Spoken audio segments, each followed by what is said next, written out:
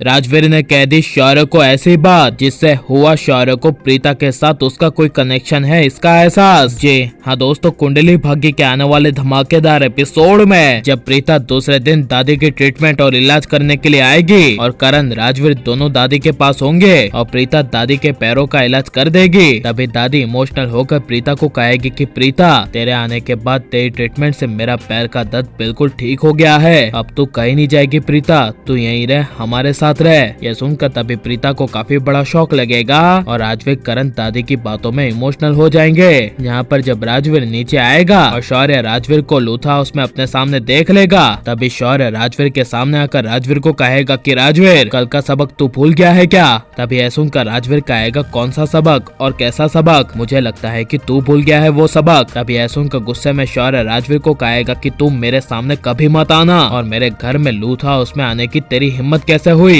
आइंदा से तू राजवीर लूथा हाउस में कदम मत रखना। यह सुनकर तभी राजवीर शौर्य को कहेगा कि ये तो अपने बाप से पूछ। तभी यह सुनकर जब शौर्य कहेगा कि अब मैं इसके आगे और ज्यादा बोलूंगा तो तुझे बुरा लग जाएगा, इसलिए राजवीर तू चुपचाप लूथा हाउस से चला जा। तभी यह सुनकर राजवीर शौर्य को कहेगा कि बोल के तो दिखा, तू अभी जो कुछ भी बोल रहा है तो फिर आगे ये ना हो कि तुझे ये सब बोले हुए शब्द से पछताने का मौका भी न मिले। जो भी तू अभी कह रहा है उसके लिए आगे तू पछताएगा। यह सुनकर तभी शौर्य को काफी बड़ा शौक लगेगा और राजवीर के पछतावे की बात करने की वजह से शौर्य को अजीब सा एहसास होगा, जहाँ पर शौर्य अचानक से राजवीर के सामने इमोशनल हो जाएगा और अपने मन में सोचेगा कि ऐसी कौन सी बात है जिसकी वजह से मुझे पछताना होगा। मैं तो सिर्फ ये राजवीर की मासी के बारे में बोल रहा हूँ, कहीं ये तो नहीं कि राजवीर की मासी का और मेरे डैड से कोई कनेक्शन हो। या अपने मन में कहते हुए शौर्य के दिमाग में जब ख्याल आएगा कि मेरी माँ का कनेक्शन कहीं ये तो नहीं कि राजवीर की मासी के साथ जुड़ा हो, जिसके लिए राजवीर हमेशा मेरे सामने बड़े भाई की तरह रहता है। और अपने मन में शौर्य कहेगा कि कहीं ये तो नहीं कि राजवीर मेरा भाई है जो 20 साल पहले गुम गया था, यानी कि डैड जिसकी बात कर रहे थे